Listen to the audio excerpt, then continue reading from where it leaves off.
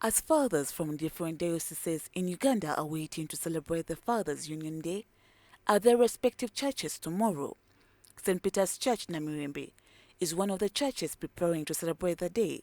St. Peter's is preparing on recognizing the day through fellowship with mainly married fathers, and their main aim will be sharing different issues related to fathers in their respective capacities. Fathers' Union is a union of married people. So what we'll be doing tomorrow as a diocese, that's Namirembe Diocese, will be coming together as a fellowship to share and also to have discussions about married people. We'll be having largely two parts in this program. We'll have the first part that will be in the church, which will start about 10:30 to about 1. And then after that part, we'll be having another discussion that will be taking place outside the church. The first part being a day designated by the diocese is a part that is a normal service. The only difference is that maybe unlike the previous services, you'll have many more people who are married than other services, and also the way they dress, that they can be identified as married men and married women.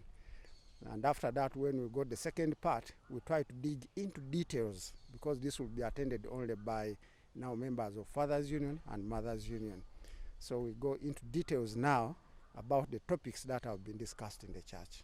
Talking about the responsibilities of fathers towards their families, Wilber Grace credited some of the fathers who have contributed 100% to the growth and development of their families in terms of provision, education, among others, and urged some fathers who have neglected their families to strategize and build strong foundations for their families. The fathers are really the primary heads of families.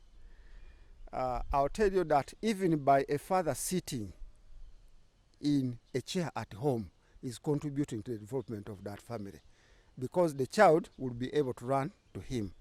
The child, there are things, even when he sits there, there are things where a child may say, I'm not going to do this because I'm seeing the father. And we've seen this in many areas where you see the moment either a father dies, you see certain things now starting to happen in the family, simply because some people knew that that home has a head, is there.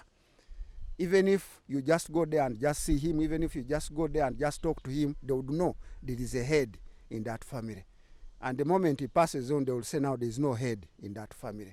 So you'll find even people will be coming to say, my land was passing here.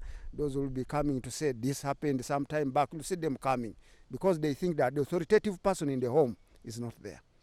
Wilber Grace disagreed with the speculations about gender sensitivity, where it is believed that men's voices are often seemingly more vocal than the women's in the communities. Beliefs, many of them say that there are areas where women should not be highly involved. So you find in those areas you promote men or boys more than the women. And in most of those cultures, they also say that women are supposed to be at home caring for husbands. So you find that while they are in the background working, in most of the households, they are not coming up on the front. And the most unfortunate thing is also when that is extended even to opportunities like, say, education, it becomes even very unfortunate, where you may find a situation where one would say, this girl has studied up to senior 6, and I feel that maybe even if she stops there, it may not be a very big deal. Tomorrow morning, all roads will lead to St. Peter's Namirembe for the celebration of the Fathers' Union, a group of people that has instrumental in the people's lives, and all fathers have been called upon to be part of the event. Story compiled by Ritah Nandera, Church of Uganda Family TV, News at 8.